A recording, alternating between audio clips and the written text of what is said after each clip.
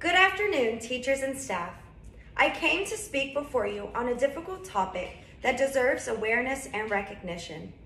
In every classroom, you will experience a child who is disruptive, unfocused, and causes complete chaos. We have all been taught to assess the situation with testing like Adverse Childhood Experiences, also known as ACE. But I'm here to tell you that there is another way to help the situation. There are many reasons for a child to act out. One of those reasons being trauma. With that in mind, I will provide information on trauma-informed education. Trauma-informed education is an approach that addresses the effects trauma has on our students' learning and their overall well-being. This type of education goes beyond a child's adverse childhood experience scores and dives deeper into the negative impact that racism, poverty, peer victimization, community violence, and bullying have on a child's mental health and school performance. It's important to understand that kids face various forms of trauma, and we as educators are responsible for fostering a safe and supportive learning environment for those experiencing these hardships. How can we do that, you may ask? We can with trauma-informed teaching.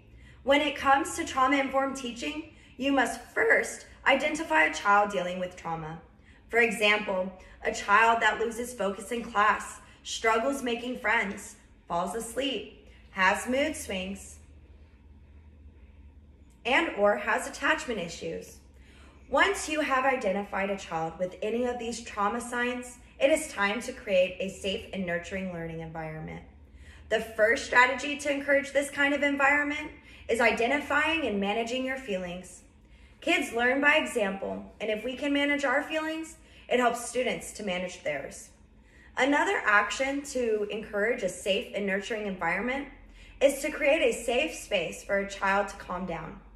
It is normal for a child to overreact, and it's important the child feels safe doing so.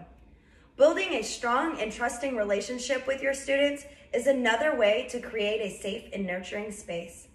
Allowing students the opportunity to freely speak or write about their trauma can help you understand their behavior. Building a foundation for communication.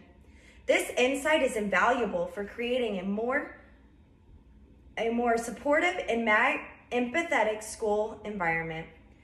Lastly, consider how you are incorporating a culturally responsive environment and ensure that the surroundings do not trigger a student's traumatic experience.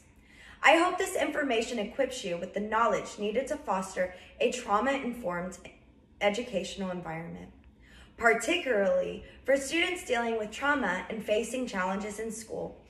Not only will these strategies help a student's academic growth, but will also help to cultivate their self-worth and provide skills in regulating their emotions. In closing, let us remember that our role extends beyond teaching academics. It is also about nurturing resilient, supported, and understood individuals.